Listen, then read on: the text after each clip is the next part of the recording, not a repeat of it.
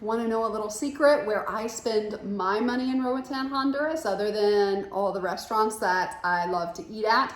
So from a real estate standpoint, and this is going to be counter to what most people are doing. Most people right now are very, very into the short-term rentals, especially if you're in, well, anywhere on the island, West End, West Bay, West End, the cheapest nightly rate in the area for something small without even a kitchen is at least $60 to $70 plus RACO, and which, you know, adds probably $10 a day depending on how much you're using your AC.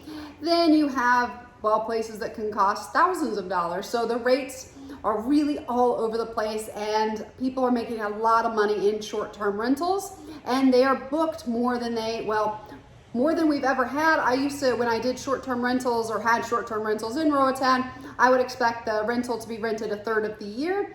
And now, depending on where you're at, you're almost looking at very little to no vacancy in Roatan, except maybe your September, October, and then half of November, until you get to the US Thanksgiving, and that's when things start to pick up again. However, so that's why a lot of people are using short-term rentals. They're making a lot of money. That's what most people contact me about, is they want a short-term rental. They want really high 10% returns. In Roatan, we all want really high 10% returns. But with short-term rentals, you have a lot of expenses. This is one of the reasons why I do not have any short-term rentals anymore. I moved them to midterm, which I will still do midterm, and I consider a midterm rental 3 to 6 months, which, so 3 months is the shortest I will rent something. But my favorite renter is the 1 year, 2 year, 3 year, 4 year. Like, I want people that are gonna stay there, they're gonna be happy. You know, we know each other. Unless I have to change the rent, I do not change the rent.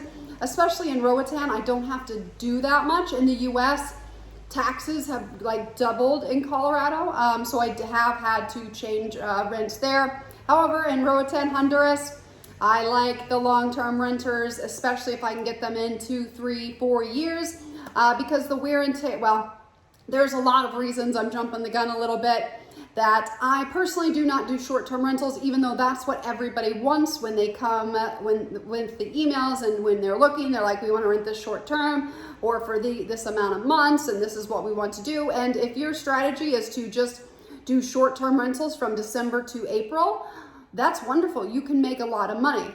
I personally I don't like to do that. So what I do is that midterm to long-term. The reason is because I find there's a lot of expenses in Roatan, Honduras for maintenance. So, and it takes a lot of time to manage a property that is a short-term rental. You have people checking in, checking out. You have to do the intros.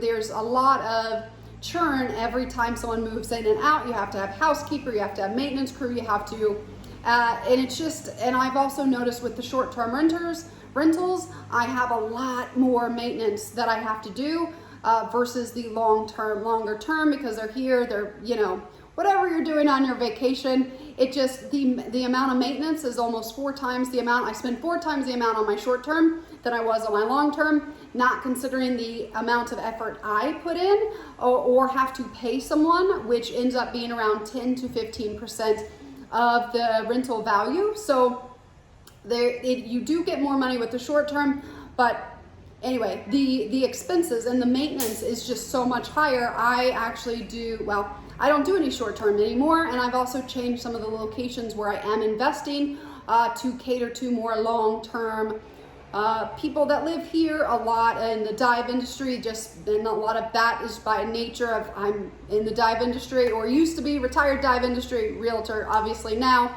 But I find that community really good, and it can be more stable. And so even though I'm not getting what you would get in the short term, I'm getting, for rough numbers, for 1 week, I charge about that for a month. But that works for me because I don't have to have the full-time cleaning crew, the maintenance, all of those other things that have to come in on a weekly schedule, When I have the long term, I don't have to do any of those things, and then there's a lot less wear and tear on my homes. So I have to replace the couches, I have to replace even the appliances, everything.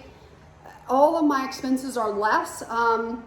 And so my expenses, my maintenance, it is a quarter of the price when I do that long-term rental. I have little to no vacancies, and my life is much simpler. And so that's actually why I've switched everything over. I do keep all of my units furnished, even the ones in Colorado.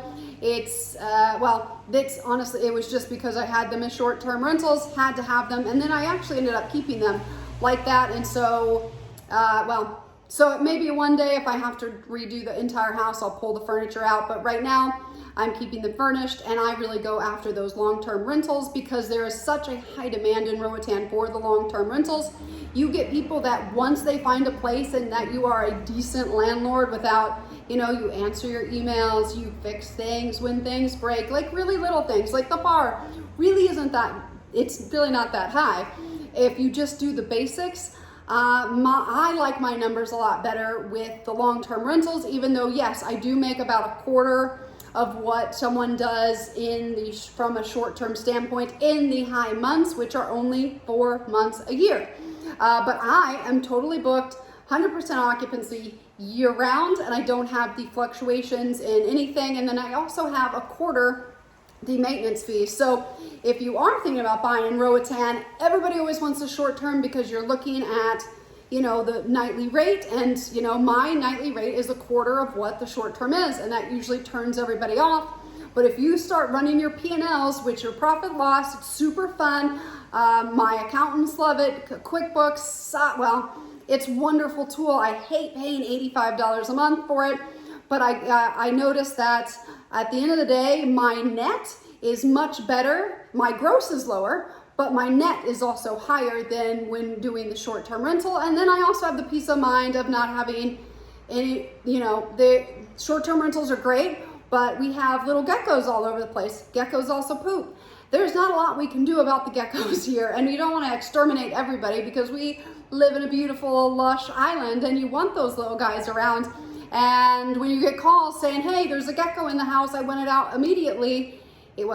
Long-term renters don't do that because their geckos are going to get in your house, and you're going to see their presence will be known.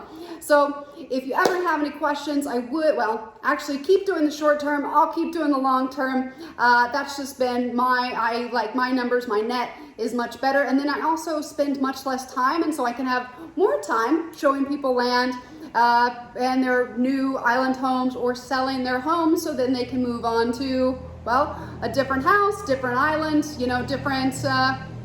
their next project. So thanks for tuning in. If you ever have any questions, my door is always open.